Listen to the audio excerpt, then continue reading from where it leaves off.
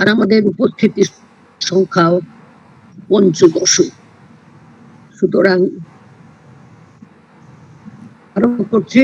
নমস্কার।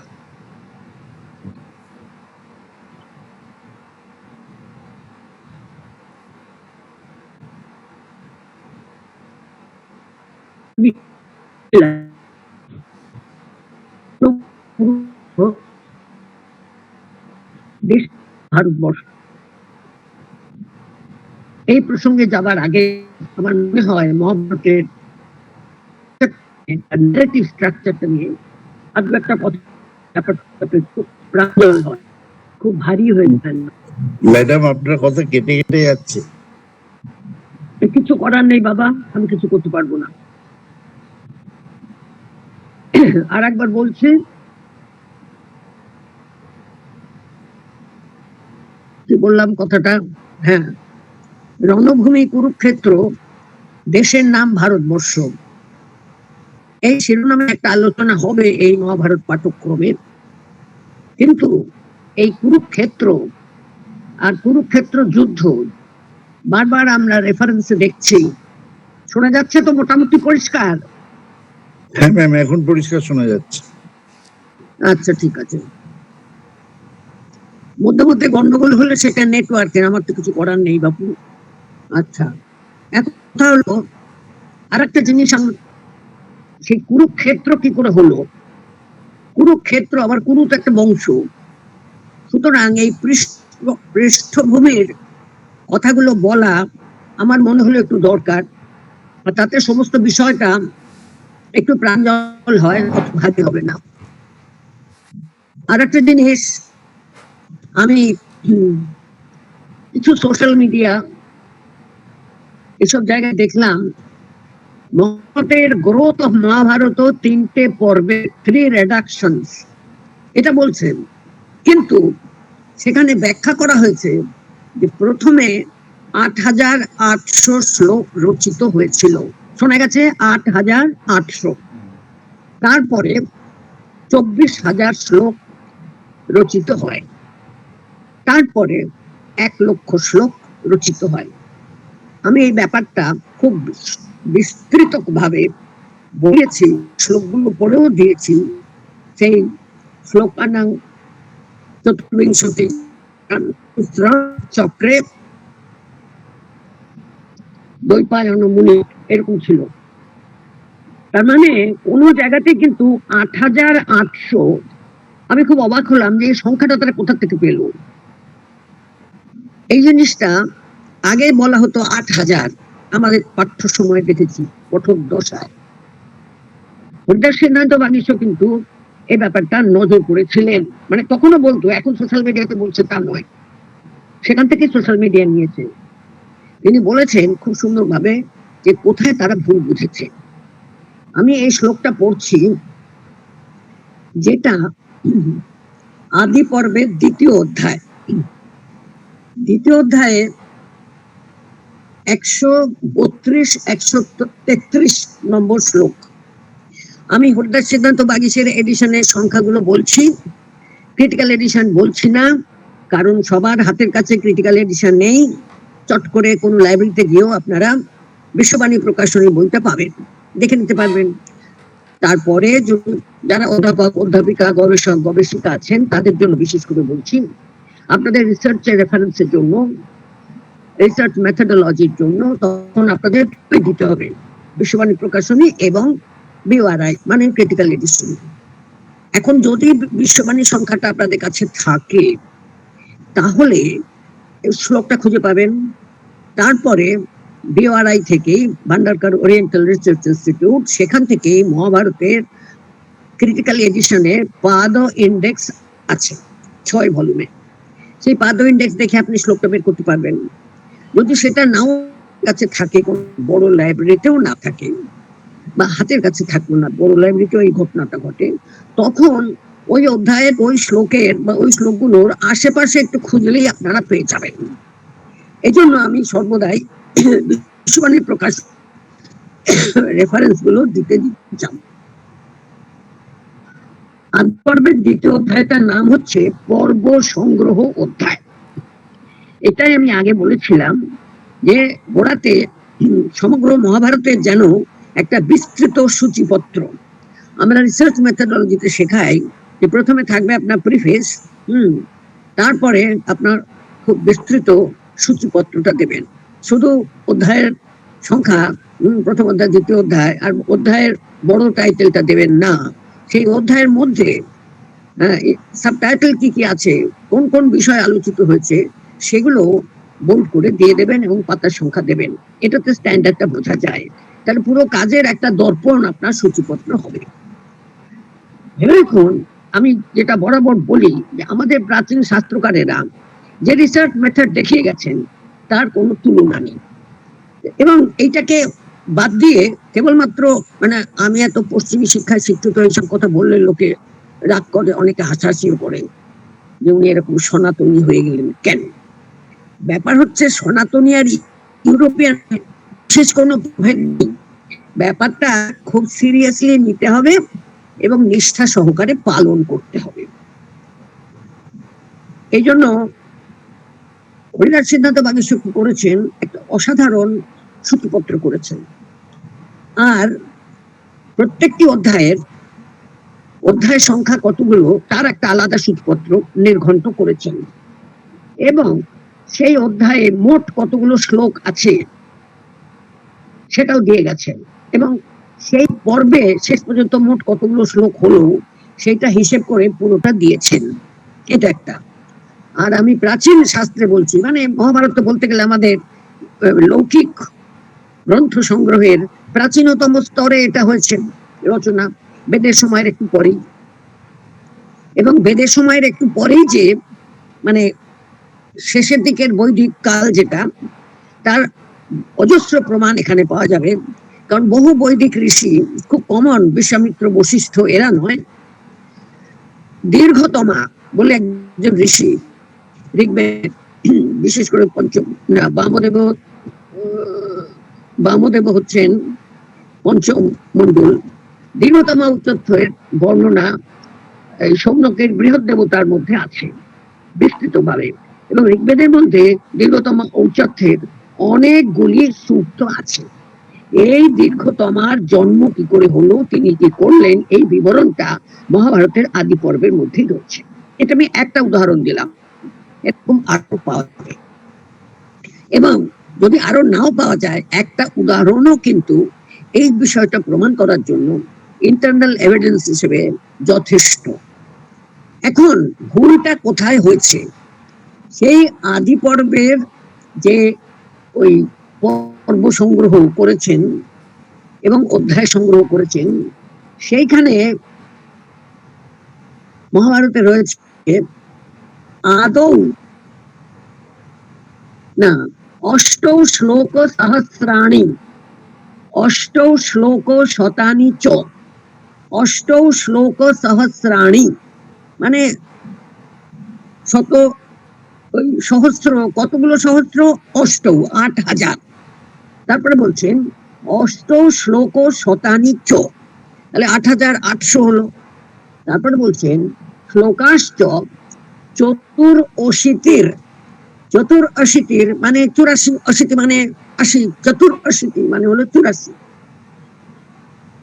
মুনিনা উক্তা মহাত্মনা, ঠিক আছে। এই যে মুনিনা উক্তা মহাত্মনা, এইখানে প্রশ্ন করতে পারেন যে নিজেকে মুনি বলে ঘোষণা করছেন আর নিজের নামটা নিজে দিচ্ছেন। হ্যাঁ, নিজের নামটা নিজে গ্রন্থকারেরা দেন, সেটাই তো আমাদের সুবিধা করে, আর কিছু না পেলেও গ্রন্থ নাম এবং গ্রন্থকারের নাম পাওয়ার জন্য। অধিকন্তু আমি বলছি, এই বলছেন কে, বলছে উগ্রশ্রবা শ্রৌতি। উগ্রশ্রবা শ্রৌতি যখন বলছে, ইন্ট্রোডাকশন দিচ্ছে যে কৃষ্ণদ্বৈপায়ন কতটা রচনা করেছিলেন এবং আদি পর্বে। তাহলে কতগুলো অধ্যায় আছে, অধ্যায় আনাং শতে দ্বে মানে 200, সংখ্যাতে পরমর্ষিনা, পরমর্ষি। দেখুন কৃষ্ণদ্বৈপায়ন নিজে নিজেকে পরমর্ষি বলে নিশ্চয় বলছেন না, এই যে মহাভারতের ভেতরে বক্তার যে বিবরণ এবং বক্তার পরিবর্তন, এইটা ন্যারেটিভ স্ট্রাকচারের মধ্যে খুব লক্ষণীয় বিষয়। সেটা লক্ষ্য করতে না পারলে মহাভারতের ঠিক মানে মর্ম গ্রহণ করা এবং স্ট্রাকচারটা গ্রহণ করা একটু অসুবিধা হবে। তাহলে এইটা কে বলছে?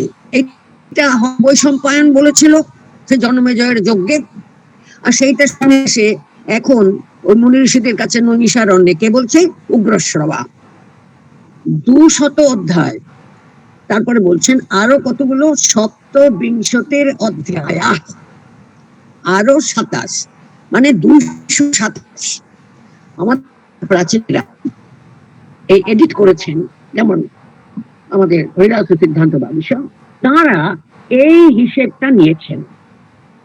227টা অধ্যায় এবং শ্লোক, এবং এখানে কি বলছেন? ব্যাসে নোক্তম,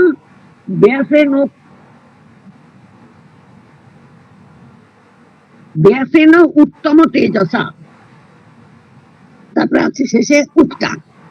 তাহলে ব্যাসেন উত্তম তেজসা, পরম তেজস্বী ব্যাস, পরম ঋষি ব্যাস এবং মহাত্মা ব্যাস, এই 227টা অধ্যায় এবং 8884টা শ্লোক আদি পর্বে রচনা করেছেন, বলেছেন উক্তা। দেখেছেন চক্রে বলছে না, কিন্তু উক্তা বলছেন। এটা আমি লক্ষ্য করতে বলেছিলাম বারবার, যে এখানে এত বক্তা এতবার বলেছেন, সেজন্যই একজনকে গ্রন্থকার হিসেবে নির্দিষ্ট করা যাচ্ছে না। অনেকেই ভুল করেন এটা, বিশেষ করে গবেষকরা করলে পরে খুব খারাপ, যারা পিএইচডি ডিগ্রি কাজ করছেন।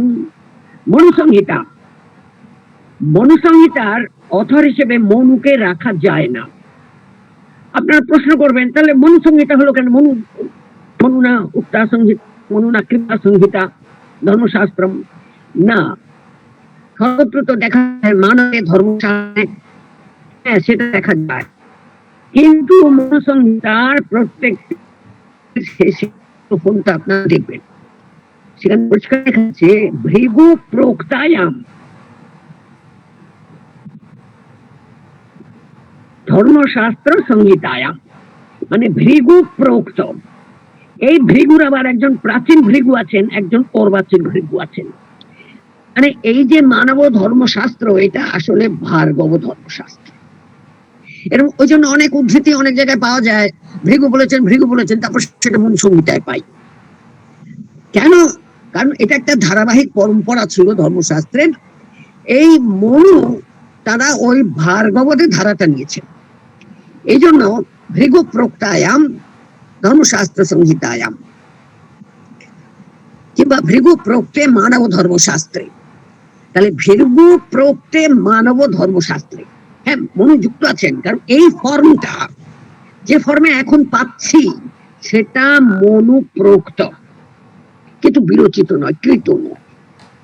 তিনি নিয়েছেন ভার্গব ধারা থেকে।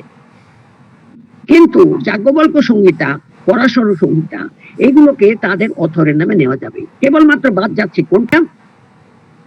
এই মনুসংহিতা। এক আর একটা ধর্মশাস্ত্রের বই আছে ব্যাস সংহিতা, এটাকে নিয়ে একটু প্রবলেম্যাটিক। এই ব্যাস আমাদের কৃষ্ণদ্বৈপায়ন ব্যাস নাকি পরবর্তীকালে কোনো ব্যাস, এটা কাল গণনা করে নির্ণয় করা যাবে। যেমন বাল্মীকি কৃত রামায়ণ, এখানে একজনই অথর, বাল্মীকি আবার অন্য কারো কাছ থেকে শুনে সেই পরম্পরাকে রক্ষা করার জন্য আর একবার বললেন, এরকম কথা গোটা বাল্মীকি ও রামায়ণে এক জায়গাতেও নাই। মোট কথা যে ব্যাসেন উত্তম তেজসা পরমর্ষা মহাত্মনা উটা, এতগুলো শ্লোকা আর এতগুলো অধ্যায়া, এটা নিশ্চয়ই বৈশম্পায়ন বলেছিলেন পড়বার সময় ওই জন্মেজয় সর্পযজ্ঞে, আর এখন উগ্রশ্রবা বলছেন নৈমিষারণ্যে মহর্ষির কাছে। ভুলের এটা বলে দিলাম, যে আমি ওটা দেখলাম বলে আমার মনে হলো যেটা বলে দেওয়া দরকার।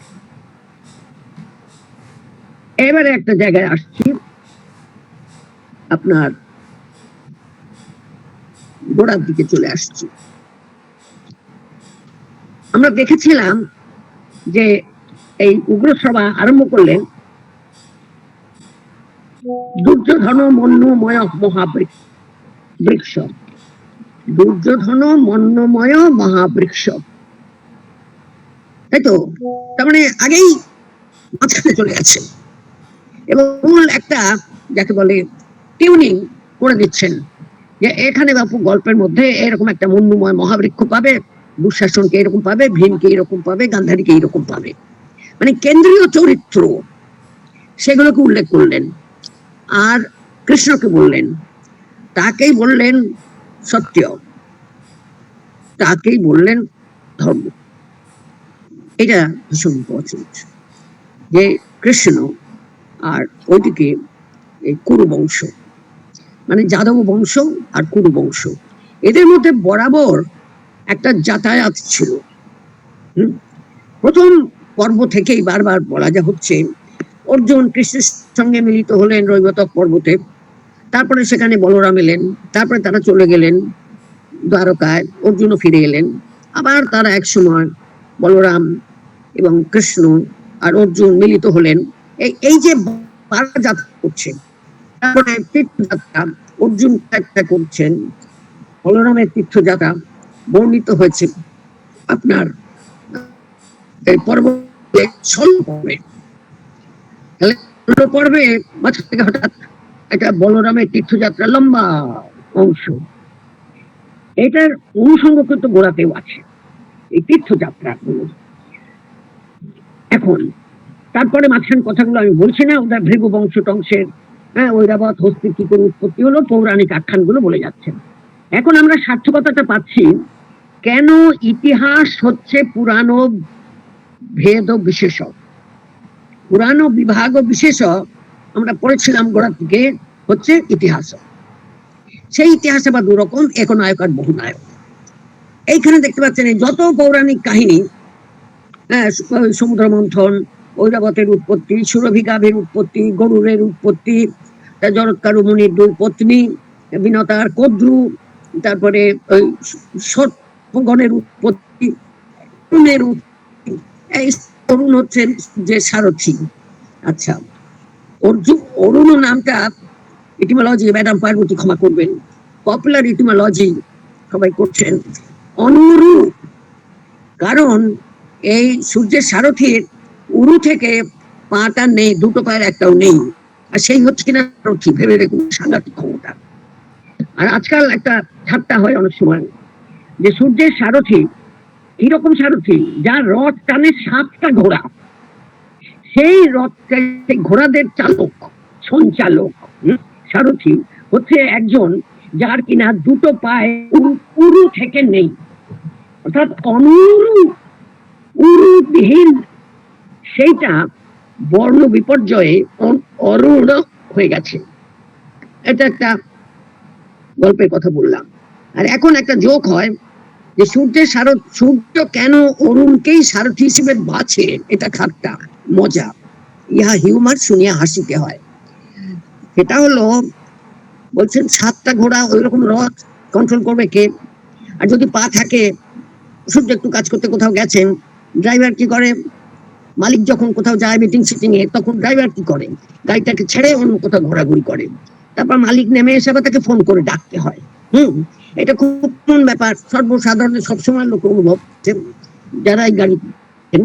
সুতরাং এটা নিয়ে মজা হয় যে সূর্য খুব বুঝে শুনেই একটা উরুবিহীন, পাদবিহীন, যে চলতে পারবে না এরকম একটা মানুষকে বা চরিত্রকে এখানে এনেছেন। তারপরে ওই সার্পেদের উৎপত্তি ইত্যাদি প্রভৃতি থেকে বলে একটা জায়গা কিন্তু খুব ইম্পর্টেন্ট হচ্ছে যে পরীক্ষিত নাম কেন হলো। আচ্ছা, এটা আমি পরে বলবো, ম্যাডাম পার্বতী খুব ইন্টারেস্টেড হবেন মনে হয়, আর আমাকে ক্ষমাও করে দেবে, তোমাকে ঢুকছে এখন। আচ্ছা, ঠিক আছে।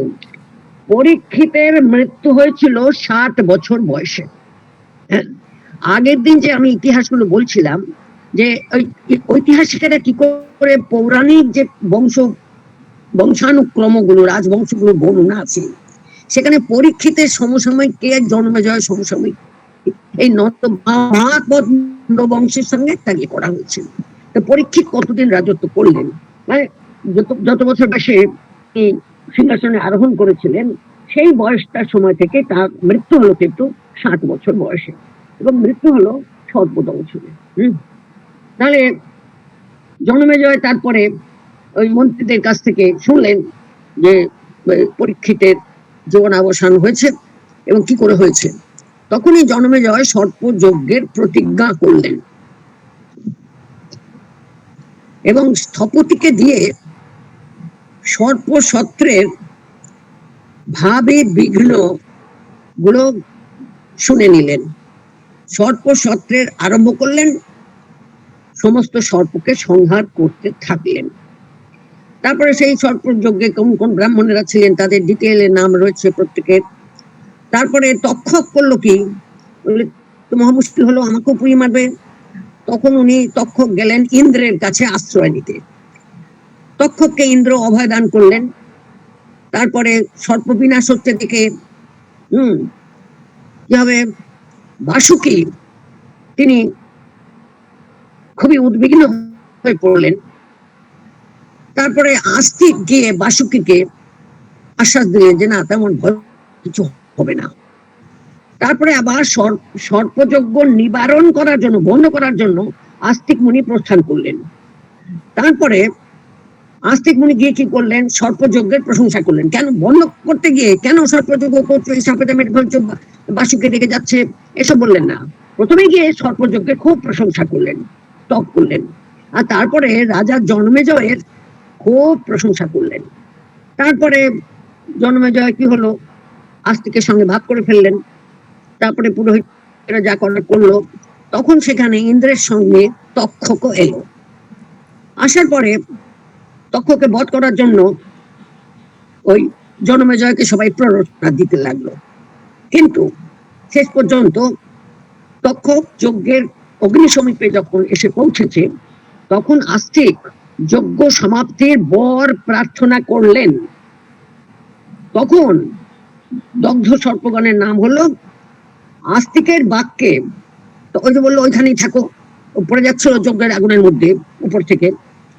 তখন আস্তিক বললেন তুমি ওইখানেই থাকো, তাহলে আকাশে সে অবস্থান করলো। তারপরে জন্মেজয় যজ্ঞ সমাপ্তি ঘোষণা করলো। ঠিক আছে, এখন মহাভারত কথনের, মানে মহাভারত বলার, মানে মহাভারত বচনের প্রস্তাব আমি একটু দেখবো এবার। 631 কথা।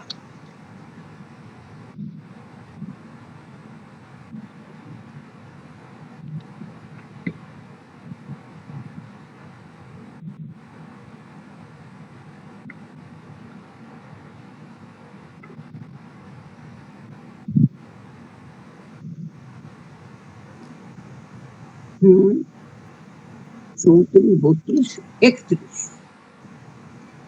সেটা বলছেন মহাভারত বলবার জন্য কে কাকে বলল। এটা হচ্ছে এই আদি পর্বের 54 নম্বর অধ্যায়। এখান থেকে একটা উপপর্ব আরম্ভ হচ্ছে, আদি বংশাবতারণ পর্ব, মানে সমস্ত রাজবংশগুলো কিভাবে পরপর পরপর আসছে। তাহলে ওই যে প্রথমে একদম গোড়াতে ভৃগু বংশের উৎপত্তি বলা হয়েছিল। শৌনক ঋষি বলছেন এই জায়গাটা, ভৃগু বংশ থেকে আরম্ভ করে সমস্ত বৃহৎ উপাখ্যানগুলো আমাদেরকে এতক্ষণ শোনালে, বুঝতে পারছেন, এটা হচ্ছে 6 নম্বর উপপর্ব, মানে 5টা উপপর্ব মিলে হয়ে গেছে। তখন ওই নৈমিষারণ্যে শৌনক মুনি ছিলেন। শৌনক ঋষি বললেন তুমি ভৃগু বংশের উৎপত্তি থেকে আরম্ভ করে সমস্ত বড় বড় উপাখ্যানগুলো আমাদেরকে বললে, আমি খুব সন্তুষ্ট।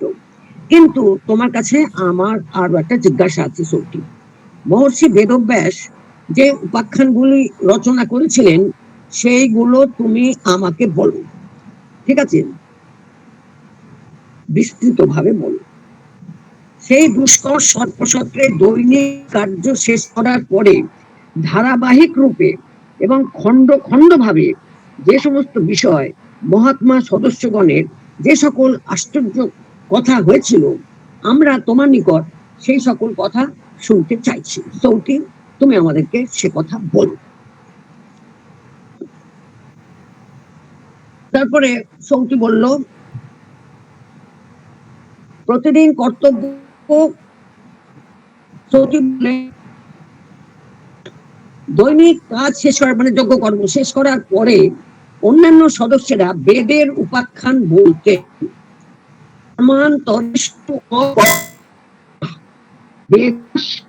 কথা দেখতে পাচ্ছেন বেদের সঙ্গে কিভাবে সম্পর্কিত।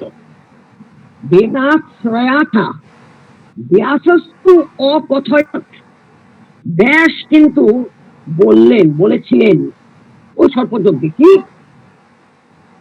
চিত্রং ক্ষেয়নং ভারতং মহৎ, এই মহৎ এবং চিত্র মানে বিচিত্র আখ্যান যার নাম ভারত, সেইটা বলেছিলেন। তাহলে এখানেও দেখুন অকথয়ৎ, ব্যাসস্ত অন্য ঋষিরা পুরোহিতরা ঋত্বিকেরা যজ্ঞ করতে গিয়ে কাজের ফাঁকে ফাঁকে ঘন্টা গ্যাপ থাকে তো বিরতি থাকে, সেই বিরতিতে রিসেস তখন তারা বেদাশ্রিত কথা আলোচনা করতেন বলতেন। কিন্তু ব্যাবৃত্তি ব্যাসও কি করতেন, ভারত নামের এই মহৎ বিচিত্র আখ্যান বলে যেতেন। সৌনক তখন বললেন যে প্রতিদিন কর্তব্য কর্ম শেষ হয়ে গেলে মহারাজ জনমেজয় জিজ্ঞাসা করতেন, আর বেদব্যাস পাণ্ডবগণের কীর্তি কাহিনী মহাভারত নামক উপাখ্যান যথাবিধানে তখনই তাকে শোনাতেন। এইটাই আমি মানে উগ্রশ্রবা লোক পরম্পরায় শুনেছি। মহাভারতম আখ্যানম পাণ্ডবানাং যশস্করম জনমে জয়েন পৃষ্ঠ, জনমে জিজ্ঞাসা করলে সন কৃষ্ণ দ্বৈপায়নস্তদা শ্রাবয়ামাস, শোনাতেন বিধিবৎ তদা কর্মান্তরে তু সহ। এটা সৌনক বলে যাচ্ছেন। তাম অহং, ঠিক আছে, তাম অহং বিধিবৎ পুণ্যাং শ্রোতুম ইচ্ছামি ওই কথা। তাহলে তাম পুণ্যাং তাম অহং ইদানীং শ্রোতুম ইচ্ছামি।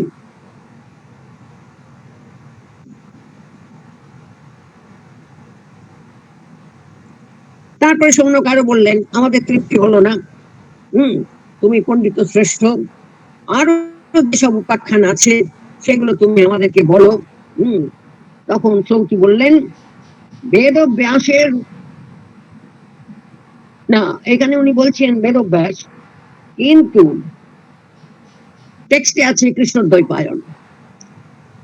হন্ততে কত, সৌতি বলছেন উগ্রশ্রবা, হন্ততে কথয়িষ্যামি মহৎ আখ্যানম উত্তমম কৃষ্ণ দ্বৈপায়ন মতং মহাভারতম আদিত। আমি গোড়ার থেকে তাহলে কৃষ্ণ দ্বৈপায়নের মতো, মানে তিনি যা ভেবেছেন তার চিন্তা যা আছে যেমনটা আছে বা ছিল, কৃষ্ণ দ্বৈপায়ন মতম মহাভারতম আদিত, গোড়ার থেকে বলছি। তাহলে আপনারা মন দিয়ে শুনুন এবং আপনাদের খুব আনন্দ হবে, আমার খুব আনন্দ হবে। আচ্ছা, এই হলো মহাভারতের কথা, মহাভারতের প্রসঙ্গ 656।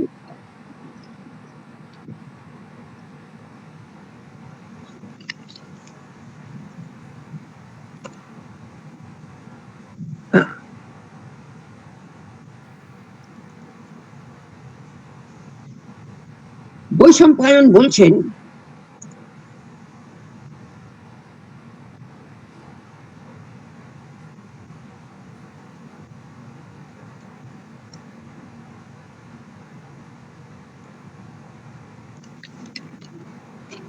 আচ্ছা এটা হচ্ছে এই বিশ্ববাণী এডিশনের আদি পর্বের 57তম অধ্যায়ের শ্লোক 3 থেকে আরম্ভ করে পরপর কয়েকটা।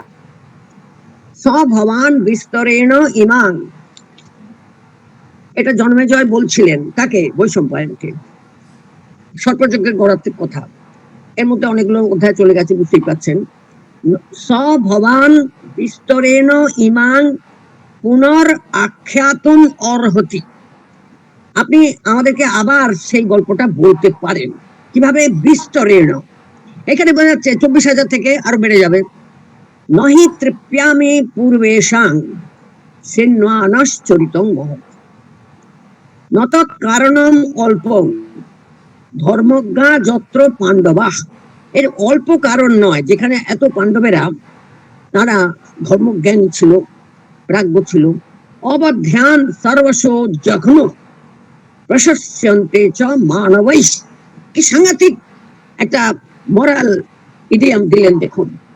বলছেন, ওই জন্মেজয় তাকে জিজ্ঞেস করছেন যে পাণ্ডবেরা এত প্রাজ্ঞ ছিল, ধর্মজ্ঞ ছিল, এবং তারা অবদ্ধ ছিল, কেউ তাদের হত্যা করতে পারতো না, নিধন করতে পারতো না।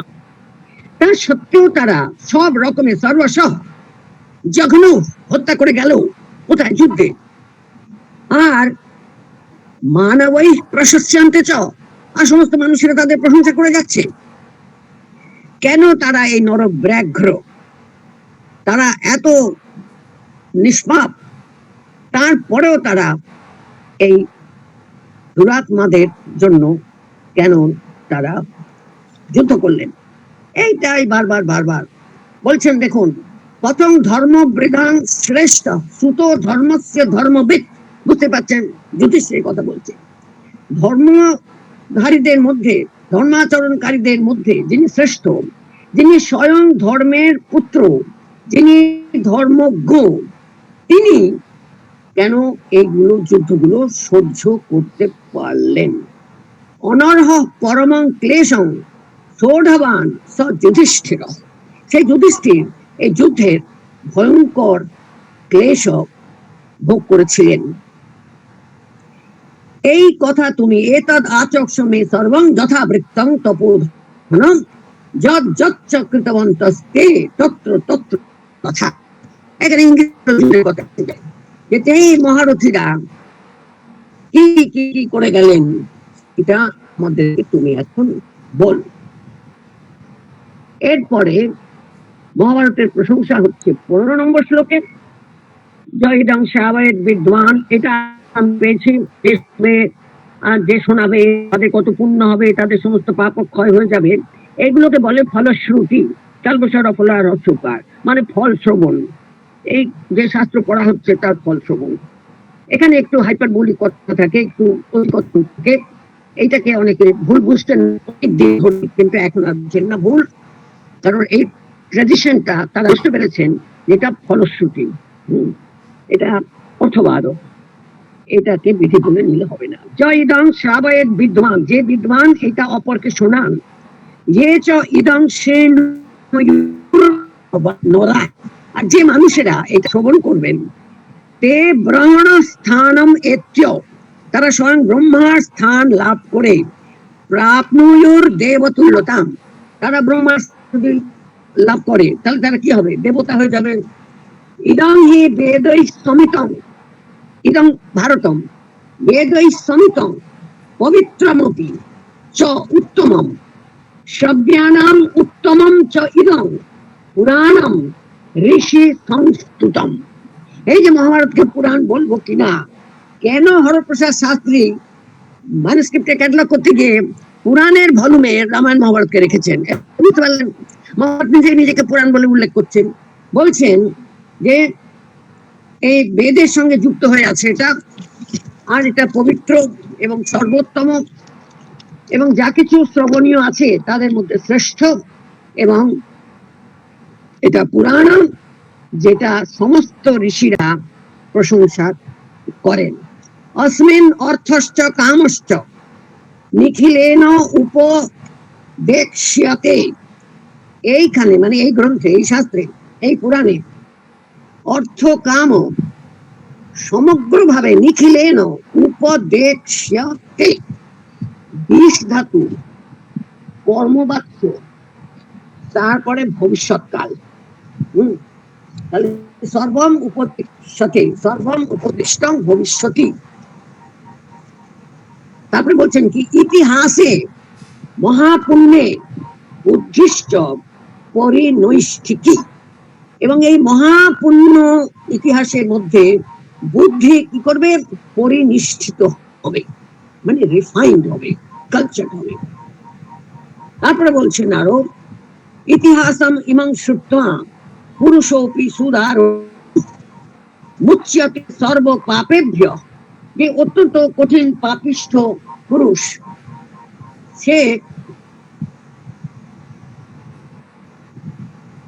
সেও মুক্তি লাভ করে সমস্ত পাপ থেকে। যেমন রাহু না চন্দ্রমা, যথা রাহুর কাছ থেকে চন্দ্র যেমন মুক্তি লাভ করে। এইবারে দেখুন, এটার নাম জয় সংগীতা। কোথা থেকে যে রত্নাবসু এগুলো বলেন, কেনই বা বলেন? এই টেক্সটের মধ্যেই আছে, জয় নাম ইতিহাস অয়ং, এই ইতিহাসের নাম হচ্ছে জয়। তাহলে আদিতে এটার নাম কি ছিল? জয়। শ্রোতব্য বিজিজ্ঞাসুনা, যারা রাজারা জয়লাভ করতে আগ্রহী তারাও যেন এটা শ্রবণ করে। ব্রহ্মচর্য প্রভৃতি যারা নিযুক্ত আছে, জ্ঞান অজ্ঞানত আপি প্রকরোতি নরশ্চ যৎ তৎ মহাভারতাখ্যানং শ্রুত্বা এব প্রবিলীয়তে। জেনে বা না জেনে কোন মানুষ যে কুকর্ম করে ফেলে, মহাভারত আখ্যান শ্রবণ করলে তার সেই সব পাপ কর্ম নষ্ট হয়ে যায়। ভরতানাং মহাজন্ম, ভরতানাং মহৎ জন্ম মহাভারতম উচ্চতে। তাহলে ভরত বংশের যে মহৎ কোন পরম্পরা বংশানুচরিত, সেজন্যই এটার নাম মহাভারত। নইলে এটা ভারত, এতক্ষণ ভারত ভারত বলা হচ্ছিল। নিরুক্তম অস্য ইয়ো বেদ, যে এই মহাভারতের নিরুক্তি মানে ব্যুৎপত্তিগত ভাবে তার অর্থটা বোঝে, ইয়ো বেদ সর্ব পাপ প্রমুচ্যতে, সে সমস্ত পাপ থেকে মুক্তি লাভ করে। ভরতানাং যতশ্চ অয়ম ইতিহাস মহাদ্ভুত, যেহেতু ভরত বংশের সকলের এটা হচ্ছে অত্যন্ত অদ্ভুত ইতিহাস,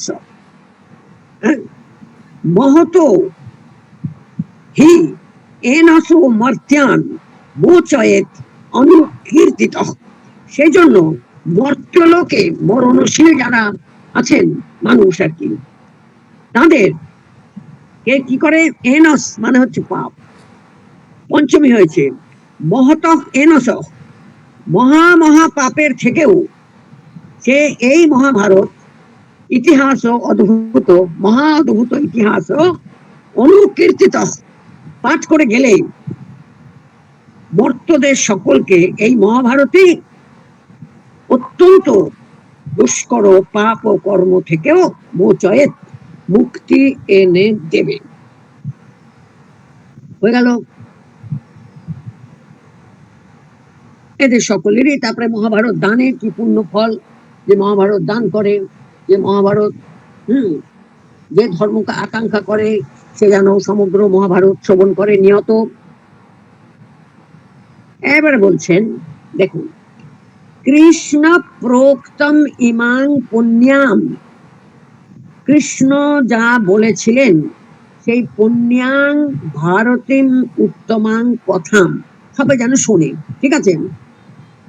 শ্রাবয়িষ্যন্তি, যে বিপ্রাহ, যে ব্রাহ্মণের এটা শ্রবণ করান বা পাঠ করে অন্যকে শোনান, কোনটা? ইমাং পুণ্যাম উত্তমাম ভারতীং কথাম, ভারত সম্পর্কিত মানে মহাভারত সম্পর্কিত এই কথা, যে পূর্ণ কথা যেটা কিনা উক্ত হয়েছে কৃষ্ণের মুখ থেকে। তাহলে কৃষ্ণ প্রোক্তাম ইমাং পুণ্যাং ভারতীং উত্তমাং কথাম শ্রাবয়িষ্যন্তি যে বিপ্রা ये च শ্রোষ্যন্তি মানবাঃ সর্বদা সর্বথা বর্তমানা বৈ নতে শোচ্যা কৃতা কৃতৈঃ, সুকর্ম দুষ্কর্ম কোনটা থেকেই তাদের আর কোনো কিছু দুঃখ করার মতো থাকে না। যারা যে ব্রাহ্মণগণ শ্রবণ করান আর যারা সেটা শ্রবণ করেন। এখান থেকে আর একটা কথা এসে যাচ্ছে, স্ত্রী শূদ্র দ্বিজ বন্ধুনাং কৃতে, এই মহাভারতম ইতিহাস পুরাণম, এখানে এখানটা সমাহার দ্বন্দ্ব করা হয়। আর ইতিহাস পুরাণাভ্যাম বেদাংশম উপবৃণ্যয়েৎ বেদার্থম উপবৃণ্যয়েৎ বিভেত্তি অল্পসুতাৎ বেদ। তাহলে এই যে ইতিহাস পুরাণ, তাতে সকল বর্ণের অধিকার আছে প্রবেশ করার। এই জন্য বলছেন যে ব্রাহ্মণেরা শোনাবেন তারা পুণ্য লাভ করবেন, যারা শুনবেন তারা করবেন। আর নিখিলেন ইতিহাসোয়ং ততঃ সিদ্ধিম অবাপ্নুয়াৎ। যে নর ধর্ম কাম করছে, ধর্মের আকাঙ্ক্ষা করছে, সে নিত্য এটাকে শ্রবণ করবে। তাকে অয়ং ইতিহাস সর্বশ্রোতব্য। হ্যাঁ, সেই সকল মানুষের এই ইতিহাসটা হচ্ছে শ্রোতব্য।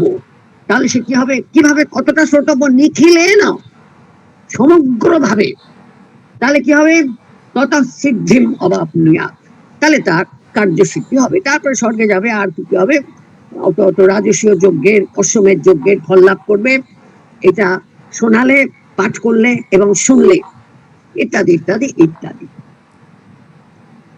এরপরে হচ্ছে 696 কথা।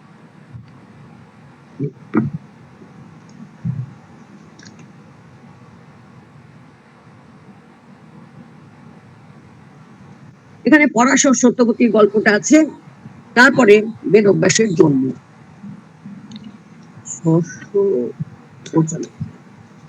একটু পাচ্ছি না, 96। ওই পরাশর বললেন, প্রভাবশালী মহর্ষি পরাশর মৎস্যগন্ধার অভিলষিত বর তাকে দিলেন। কারণ তো মাছ বিক্রি করতেন না, জেলের বাড়ির মেয়ে। তিনি বললেন যে আমাকে সবাই মৎস্যগন্ধা বলছে, তাহলে আমার গায়ে সুন্দর গন্ধ, সুবাস এনে দিন। হ্যাঁ, এখন এটা দেখুন আজকের দিনের বললেন না প্রাসঙ্গিকতা। এই বিজ্ঞাপন যারা করেন তারা জানলে পরে তাদের কত উপকার হবে। হ্যাঁ, আর কৃষ্ণ দ্বৈপায়নকে কোনো রয়্যালটি টয়্যালটি দিতে হবে না। মৎস্যগন্ধা বললেন যে আপনি আমার গায়ের গন্ধটা সুবাসিত করুন, উত্তম গন্ধ বর দিন। প্রভাবশালী মহর্ষি পরাশর মৎস্যগন্ধার অভিলষিত বর তাকে দিলেন। তারপরে স্ত্রীজাতির স্বভাব এবং সৌন্দর্যাদি গুণশালিনী সত্যবতী কি করলেন? অদ্ভুত কর্মা পরাশরের সঙ্গে সম্পর্ক করলেন। সেই পরাশরের বরে, এর নাম হলো গন্ধবতী, আর তারপর তার নাম হয়েছিল সেই গন্ধ, মানে গন্ধবতী মানে এখানে সুগন্ধবতী। যেমন ধনবান মানে প্রচুর ধনবান, ভূমনিন্দা প্রশংসা, এই মৎপর্ক্ষীয় প্রত্যয়, এটা প্রশংসা। গন্ধবতী জগতে প্রসিদ্ধ হলো। আর মানুষেরা 1 যোজন দূর থেকে তার এই শরীরের সৌরভ আঘ্রাণ করতে পারত।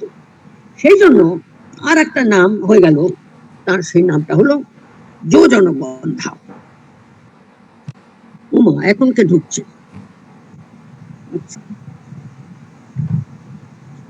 এখন আসছে দ্বৈপায়ন নামের কারণ।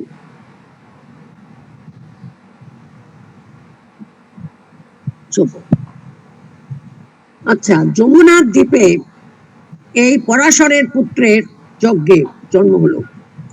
স মাতরম অনুজ্ঞাপ্য তপসী এব মনু দধে। মায়ের অনুমতি নিয়ে তিনি তপস্যাতেই মন দিলেন।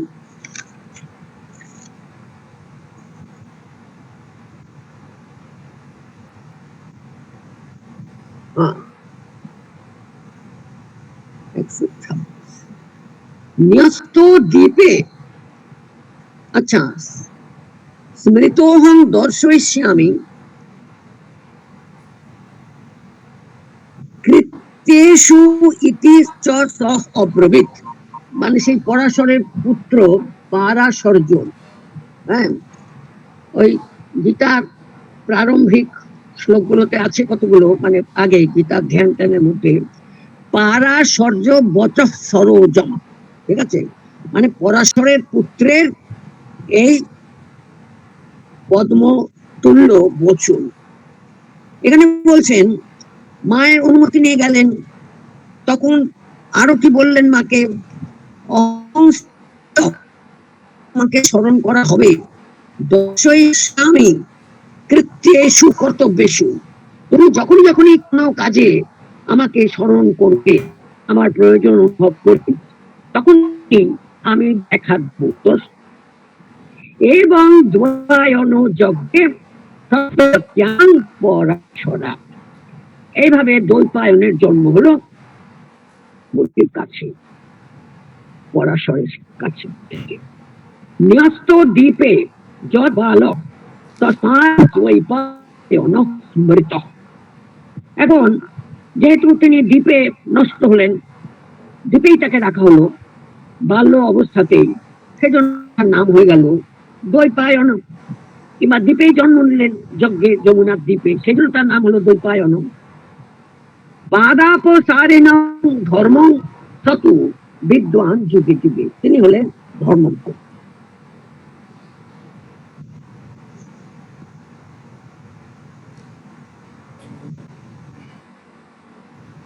এরপরে আছে কাহিনী, তারপরে আছে শস্য নিরামিষ। আরেকটা জিনিস আমরা ছোটবেলায় ব্যাকরণ পড়তে গিয়ে ছিলাম, গতিবুদ্ধি প্রত্যাবসানার্থ। এছাড়া আমাদের পরিভাষা পড়ার সময় পড়তে হয় যে কোনটা গ্রহণীয় কোনটা গ্রহণীয় নয়। সেখানে এই শ্লোকটা আবার আসে, বেদান অধ্যাপয়ামাস মহাভারত পঞ্চমান।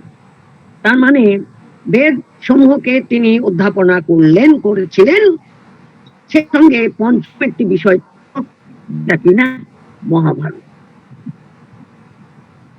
মন ইন্দ্রিয় কিনা, এইটা ব্যাখ্যা করার সময় বেদান্ত পরিভাষা গ্রন্থে, অদ্বৈত বেদান্তের বই বারবার বলা হচ্ছে, এই যে মনঃষষ্ঠানি ইন্দ্রিয়ানি, এটা পূর্বপক্ষ বলছে যে মনকে 6 নম্বর নিয়ে এইগুলো হলো ইন্দ্রিয়।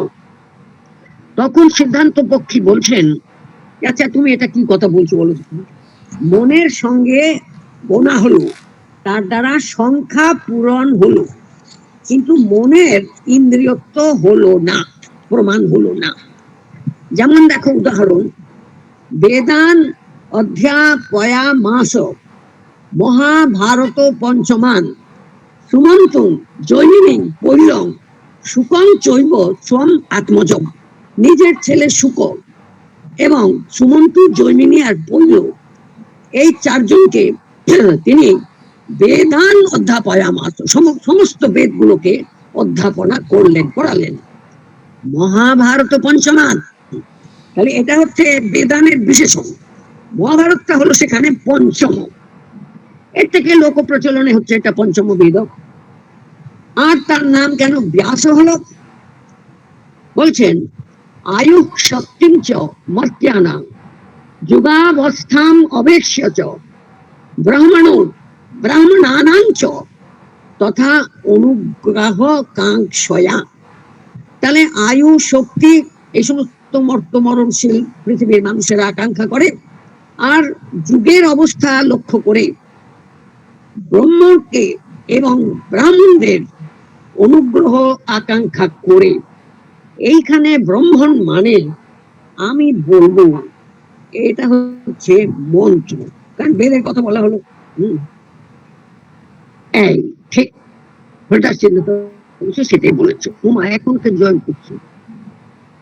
তাহলে ব্রাহ্মণ তথা অনুগ্রহ কাঙ্ক্ষয়া, ব্রাহ্মণের অনুগ্রহ আকাঙ্ক্ষা করে ষষ্ঠী, আর ব্রাহ্মণানাং চ, এবং ব্রাহ্মণগণের, মানে যারা ব্রহ্মবেদ, মানে যারা মন্ত্রবিদ, মানে যারা বেদবিদ। তাহলে বেদ এবং বেদবিদ ব্রাহ্মণগণের প্রতি অনুগ্রহ করে তাদেরকে অনুগ্রহ করবার জন্য দিব্যাস বেদান, তিনি বেদ সমূহকে সঠিকভাবে ভাগ করলেন, বিভক্ত করলেন 4 ভাগে। বিব্যাস বেদান যস্মাৎ, তিনি ব্যাস করলেন মানে বিভাগ করলেন। বিব্যাস, এখানে দেখুন বি উপসর্গটা আছে, যস্মাৎ যেহেতু, তস্মাৎ ব্যাস ইতি স্মৃত। তাহলে এই নাম নিয়ে যে আমি খুঁতখুত করি এবং একটু অসন্তুষ্ট হই, সবাই বেদ ব্যাস, হ্যাঁ ব্যাসদেব এইসব বললে পরে এগুলো কোনো মানে হয় না। দেখলেন কতবার আপনারা কৃষ্ণ এবং দ্বৈপায়ন এগুলোই তারা নাম বলে বললেন। এখন এরপরে কশ্যপের বংশ কারা কারা ছিল, দক্ষের উৎপত্তি, দক্ষের ভার্যার উৎপত্তি, এই সমস্ত হলো। কর্ণর কাহিনীটা ওখানে আছে, ইন্দ্রর কাছ থেকে তিনি এক পুরুষ ঘাত, তিনি শক্তি লাভ করলেন আর ইন্দ্রকে কবচ কুণ্ডল দিয়ে দিলেন। কৃষ্ণ রূপে নারায়ণের জন্ম হলো, বলরাম রূপে অনন্ত দেবের জন্ম হলো, লক্ষ্মীর অংশে রুক্মিণীর জন্ম হলো, শচীর অংশে দ্রৌপদীর জন্ম হলো, কুন্তী রূপে সিদ্ধির জন্ম হলো, মাদ্রী রূপে ধৃতির জন্ম হলো এবং গান্ধারী রূপে মতির জন্ম হলো। আচ্ছা, এরপরে মরীচির থেকে কশ্যপ, কশ্যপের থেকে সূর্য, সূর্যের থেকে যম, যমুনা এবং মনুর উৎপত্তি হলো। এই মনুর কন্যা ইলার কাছে পুরুরবার জন্ম হলো, পুরুরবার পুত্রদের নাম টাম ইত্যাদি প্রভৃতি হলো। সেই বংশে একজন জন্মেছিল কচ নামে, যজাতি। আচ্ছা, এখন এখানে আবার বলে দেওয়া হয়েছে দেবরা বৃহস্পতিকে পুরোহিত রূপে বরণ করলেন, অসুরেরা শুক্রকে পুরোহিত রূপে বরণ করলেন। এই জন্য দেবগুরু বাসর বা দেবগুরু দিন মানে হচ্ছে বৃহস্পতিবার, পুঁথি লেখকেরা এটা লিখেছেন। আর দৈত্যগুরু বাসর, দেবারি গুরু বাসর, দেবারি মানে অসুর হলো, দেবতাদের যারা শত্রু। আচ্ছা হলো, এখন যজাতির কথা বলা হলো। এরপরে একটি ছেলে জন্মালো, কে কচ, কচ। সেই কচকে অসুরেরা 3 বার মেরে ফেললো। তখন এই কচ বারবার মরে যাচ্ছে আর সবাই বট টট দিয়ে তাকে ফের বাঁচিয়ে তুলছে। তখন কচ ভাবলো যে না, হয়তো হবে না এমন করে, তাহলে ওই দৈত্যরা যারা আমাকে মেরে ফেলছে আমি তাদের গুরুর কাছে যাই, ওর কাছে সঞ্জীবনী বিদ্যা শিক্ষা করব, গ্রহণ করব। দেখুন এই রবীন্দ্রনাথ ঠাকুর একটি নাট্যকাব্য রচনা করেছেন কচ ও দেবযানী, যেমন একটা করেছেন কর্ণকুন্তী সংবাদ। এই কচ ও দেবযানী সেটা অত্যন্ত ললিত মধুর কিন্তু দৃঢ় একটি কাব্য। মহাভারতের থেকে তিনি কোথায় তফাতে গেছেন রবীন্দ্রনাথ ঠাকুর? আচ্ছা হলো, কচের যখন ওখানে পড়াশোনা করছিলেন তখন দেবযানীর সঙ্গে দেখা টাকা হতো, তারপরে ওদের গল্প স্বল্প হলো। তারপরে যাবার সময় দেবযানীকে আর তিনি ফিরেও দেখলেন না। তখন কি করলেন, কচকে দেবযানী অভিশাপ দিলেন, ওই যে শিখাইবে যে বিদ্যা তুমি এত কষ্ট করে শিখলে, আমাকে দুঃখ দিলে, শিখাইবে পারিবে না করিতে প্রয়োগ। তুমি এটা অন্যকে বিদ্যাটা দিতে পারবে, কিন্তু তুমি নিজের জীবন বাঁচাবার জন্য বা অন্য কারো জীবন বাঁচাবার জন্য এই সঞ্জীবনী বিদ্যা প্রয়োগ করে সফলতা লাভ করবেন না। তারপরে কচ কি করলেন, আরে গালাগাল করেছে, সহ্য করবে, দেবযানীকেও কচ শাপ দিয়ে দিলেন। হলো, এইখানে রবীন্দ্রনাথ কি করেছেন, দেবযানী যখন ওইভাবে শাপ দিলেন তখন কচ কি বললেছিলেন, কচ বললেন তুমি দেবী, ভুলে যাবে সর্ব দুঃখ আপন গৌরবে, তোমার কোনো অগৌরব হবে না, আমি তোমাকে গ্রহণ করলাম না বলে তোমার কোনো অগৌরব হবে না। এখন এরপরে শর্মিষ্ঠা হচ্ছে তার আবার কি বোন, দেবযানীকে তারা কি কি করলো। এরপরে যজাতির গল্পটা আছে। আমি একটা কথা এখানে বলবো, যারা এখানে উপস্থিত আছেন, এই বংশে পুরু বলে ওই যজাতির বংশে পুরু বলে একজনের জন্ম হলো। সেই পুরুর জরা লাভ করলেন যথাকালে, কিন্তু পুরু বলে একটা মজার থিয়েটারে ছিল, ওই একটি বুড়ো মানুষ বারবার বলছে আমায় যেমন তেমন করো মাগো, কবু বুড়ো করো না। এই পুরো ওরকম হলো যে তিনি বৃদ্ধ হতে চাইছেন না, সুতরাং কাউকে একটা খুঁজছেন যে তার বৃদ্ধত্ব নিয়ে তার যৌবনটা তাকে দিয়ে দেবে। এখানে রাজি হয় না। শেষ পর্যন্ত কি হলো, এই সরি যজাতি বৃদ্ধ হতে চান না, তখন যজাতির অনুরোধে পুরু রাজি হয়ে গেলেন। বুঝতে পারছেন, উল্টো বলছিলাম, যজাতি জন্ম নিলেন ওই বংশে, তারপরে যজাতি বৃদ্ধ হবেন না, তা খুঁজছেন কে তাকে যৌবন দান করে তার বৃদ্ধত্ব জরাটা নিয়ে নেবে। তারই পুত্র পুরু এতে রাজি হলো। পুরু জরাগ্রস্ত হয়ে পড়লেন, যজাতি যৌবন লাভ করলেন, তারপরে যজাতির আবার বৈরাগ্য এলো, তিনি আবার পুরুকে তার যৌবন ফিরিয়ে দিলেন, পুরু রাজ্য লাভ করল। এই গল্পগুলো যজাতি, শর্মিষ্ঠা, দেবযানী, পুরু, এদের সকলের এই মহাভারতের গল্পগুলো নিয়ে, বিশেষ করে নরনারীর মনস্কামনার গল্পগুলো নিয়ে একটি অসাধারণ গল্প গ্রন্থ আছে। 1960-এর দশকে রচনা করেছিলেন সুবোধ ঘোষ নামে একজন বিখ্যাত সাহিত্যিক, নাম ভারত প্রেম কথা। এখন আর ছেলেমেয়েরা এইসব বই টই পড়ে না। এই ভারত প্রেম কথা বইয়ের ভাষার যেমন গাম্ভীর্য, গল্পের যেমন বাঁধুনি, এবং মহাভারতের কথাকে এমন সচল মধুর স্বচ্ছন্দ ভাবে তিনি উপস্থাপন করেছেন, আমাদের কলেজ জীবনে এই অত্যন্ত প্রিয় বই ছিল। আমি 2বার বা 3বার এটা কিনেছিলাম, তারপরে হারিয়ে ফেলে আবার বৃদ্ধ বয়সে আর একবার কিনতে বাধ্য হয়েছি। যাই হোক, এইভাবে ওই বংশে শেষ পর্যন্ত এর ভরত বংশে তার জন্ম হলো, ভরত বংশে নয়, ওই পুরু বংশের পুরো বংশানুচরিত বলা হলো, সেখানে দুষ্যন্তের জন্ম হলো। দুষ্যন্ত শকুন্তলা গল্প আমাদের জানা, এবং মহাভারতে এখানেও দুষ্যন্ত যখন শকুন্তলাকে প্রত্যাখ্যান করে গালমন্দ করলেন, তখন শকুন্তলা চুপ করে থাকেনি, তিনি অত্যন্ত কঠোর কর্কশ ভাষায় তাকে যথেষ্ট খারাপ কথা বলে গেলেন।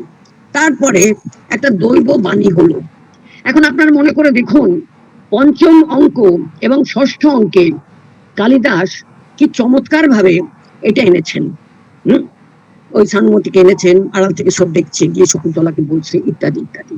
আর একথা ঠিক, কালিদাসের শকুন্তলাও দুষ্যন্তকে গালমন্দ করে বলেছিল, অনার্য, তুমি নিজে যেমন অন্য কেউ সেরকম ভাবছো, তুমি একটা তৃণগুলমাচ্ছাদিত মরা কুয়োর মতো, তৃণগুলমাচ্ছাদিত কূপ ইব, এই সব বলে গালমন্দ করেছিলেন। অনেকে মনে করেন কালিদাস শকুন্তলাকে বড় ভালো মেয়ে, এবং আজকের ছাত্রছাত্রীরাও, আমি যদি জিজ্ঞেস করেছি যখনই, যা দুষ্যন্ত যখন প্রত্যাখ্যান করলো, শকুন্তলা কি করেছিলেন, শকুন্তলা কিছু বলেনি, তার দুঃখ হলো, তিনি কাঁদলেন, আর কিছুই বললেন না, একটু প্রতিবাদ করলেন না, গালমন্দ করলেন না দুষ্যন্তকে, না না শকুন্তলা খুব ভালো মেয়ে, ও গালমন্দ করে না, খারাপ কথা বলে না। তারপরে দেখুন, এরা টেক্সট পড়ছে না, শকুন্তলা পরিষ্কার বলছে অনার্য। কোথায় বসে বলছে?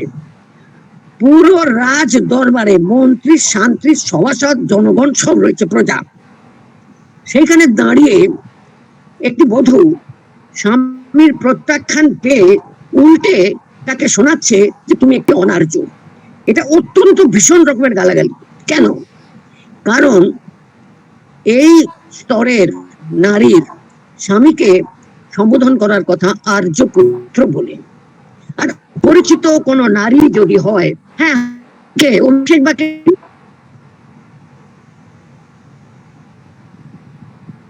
কি বলছেন অভিষেক? কিন্তু বাবা হাত তুলেছে কেন বুঝি না, যাকে কথার মাঝখানে বিরক্ত করলে। অভিষেক হাত তুলেছেন কেন? যাই হোক, আর অপরিচিত নরনারী পরস্পরকে কি বলে সম্বোধন করবে? আর্য এবং আর্যা। মৃচ্ছকটিক পড়ে দেখবেন শূদ্র কবি রচিত, সেখানে বসন্ত সেনাকে চারু দত্ত আর যে সম্বোধনে বলছে, মানে আর্যা বলে সম্বোধন করছেন, আর উনিও আর্য পুত্র না, কিন্তু আর্য বা ভদ্র কিংবা ভদ্রে মানে ভদ্রা। আর স্বামীকে তো রাজ পরিবারে আর্য বলবে, আগেও তাই বলছিল নিজের মনে, আর্যপুত্রস্য পরিণয় এব সন্দেহ। কিন্তু যখন দুষ্যন্তকে উদ্দেশ্য করে কথাটা বললেন, তখন তাকে যথেষ্ট গাল দিয়ে বললেন তুমি অনার্য। যাই হোক, এরপরে কুরু বংশের কি করে জন্ম হলো, কুরু বংশের বর্ণনা আছে। তারপরে ব্রহ্মা থেকে যুধিষ্ঠির প্রভৃতি পর্যন্ত বংশ, যুধিষ্ঠির পঞ্চভ্রাতার অপর ভার্যা এবং পুত্র লাভ, অর্জুনের অভিমন্যু পুত্র, অভিমন্যু পুত্র পরীক্ষিত, পরীক্ষিতের পুত্র জনমেজয়, জনমেজয়ের পুত্র শতানিক এবং শতানিকের পুত্র অশ্বমেধ দত্ত।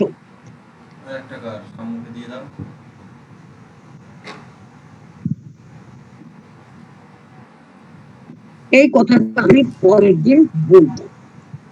একটা কথা শেষ মুহূর্তে বলছি, আমরা ধর্মপুত্র যুধিষ্ঠির বলে জানি, ধর্মকে আকাঙ্ক্ষা করে ধর্মের কাছ থেকে, মানে দেখুন মহাভারতের ধর্ম একটা চরিত্র বটে। আমার অধর্মের উৎপত্তি সেটা এক জায়গায় বর্ণনা আছে। আমরা ধর্মপুত্র যুধিষ্ঠির এটাই জানি। তো এক জায়গায় বলা হচ্ছে যে বিদুর রূপে ধর্ম জন্ম নিয়েছিলেন। এই ব্যাপারটা আমাদের ইরাবতী কার্ভে মারাঠি একজন সুলেখিকা একটি গ্রন্থ রচনা করেছেন, থেকে 30-35 বছর আগে এটা প্রকাশিত হয়েছে, যুগান্ত।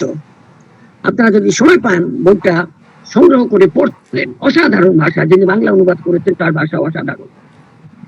এখানে ইরাবতী কার্ভে প্রশ্ন তুলেছেন মহাভারতের অনেকগুলো বিষয় নিয়ে। এক তো খান্ডবন দহন নিয়ে তিনি সমালোচনা করেছেন। তারপরে এই যে বিদুরই হচ্ছেন আসলে যুধিষ্ঠিরের পিতা, উনি এই ইকুয়েশনটা করেছেন। অনেকগুলো দৃশ্য বর্ণনা করেছেন, যখন কোন যুদ্ধের মধ্যে বা কোনো সময় বিদুর এসছেন যুধিষ্ঠিরের কাছে, যুধিষ্ঠির তাকে চিনতে পারছেন না, তখন বিদুর তাকে বলছেন তুমি আমাকে চিনতে পারছো না, আমি তো তোমার ধর্ম, আমি তোমার ধর্ম। এরকম ভাবে খুব চমৎকার বর্ণনা সমস্ত মহাভারতের নিয়ে একটা তার রসায়ন এবং তার বিশ্লেষণ চমৎকার ভাবে করেছেন ইরাবতী কার্ভে। আমি আজ এখানে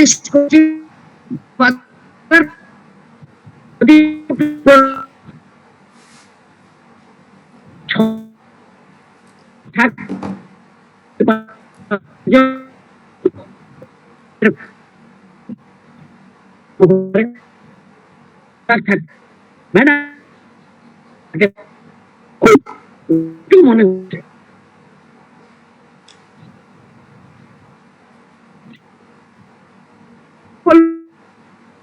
আপনার শেষের বাক্য একটাও শোনা গেল না।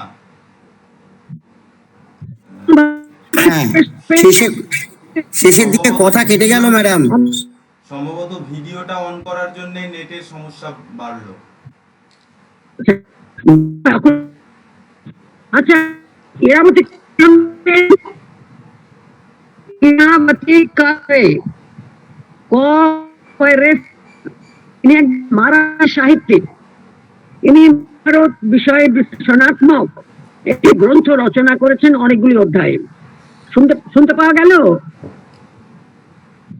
ওমা, হ্যাঁ ম্যাডাম, শোনা গেছে। ইরাবতী কার্ভের নাম শোনা গেছে, মারাঠি লেখিকা, মারাঠি লেখিকায়।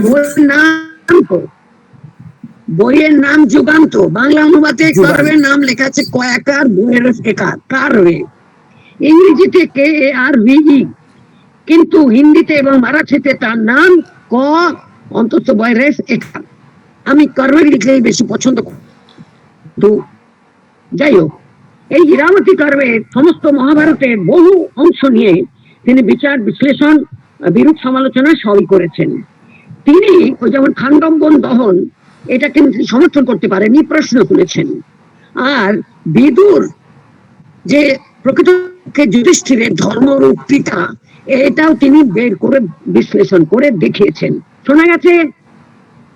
হ্যাঁ ম্যাডাম, এটা শোনা গেছে। হ্যাঁ হ্যাঁ, শোনা গেছে। শোনা গেছে, ঠিক আছে। তাহলে এই কারণ উনি কতগুলো ঘটনার উল্লেখ করেছেন, যে কোনো এক সময় কোন একটা অবস্থাতে যুধিষ্ঠির বিদুরকে যুধিষ্ঠির বিদুরকে চিনতে পারছিলেন না। তখন বিদুর তাকে আলিঙ্গন করে বললেন, পুত্র তুমি চিনতে পারছ, তোমার প্রতিজ্ঞা আমি তোমার পিতা ধর্ম, এবং আরো অনেকগুলো তিনি করেছেন, সংগ্রহ করে বলছেন যে এই যে ধর্মপুত্র, এই ধর্ম আসলে সেলেস্টিয়াল কোনো ধর্ম বা দেবতার কোনো ধর্ম, যেমন অগ্নি বা বায়ু বা এরকম নয়, উনি আসলে বিদুর।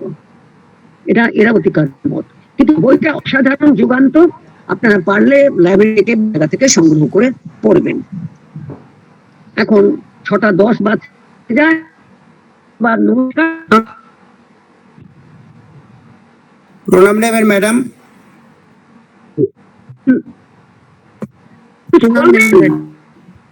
ভিডিও খুললে আপনার কথা কেটে যাচ্ছে, আমরা শুনতে পেয়েছি, আর অনেক অনেক সমৃদ্ধ হলাম, কৃতজ্ঞতা জানাই, প্রণাম নেবেন।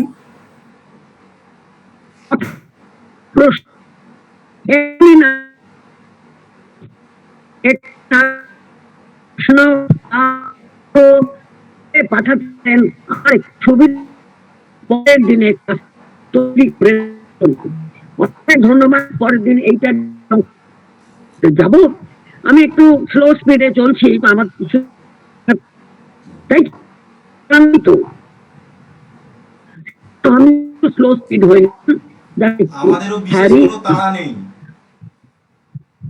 আচ্ছা, আর আপনারা কাব্য শাস্ত্র পরিচয় দিয়েছেন, আমরা পরে আরো ক্লাস বাড়িয়ে নিই, তার জন্য আপনাদের অতিরিক্ত কোনো ফি জমাতে হয় না। হয়তো এখানেও সেটা প্রয়োজন হবে, সেটা প্রয়োজন হলে অনেক দেরি আছে এখনো। তাহলে এবার আমি বেরিয়ে যেতে পারি আপনাদের সকলের অনুমতি নিয়ে। প্রণাম নেবেন ম্যাডাম, ঠিক আছে ম্যাডাম, ভালো থাকবেন। নেবেন।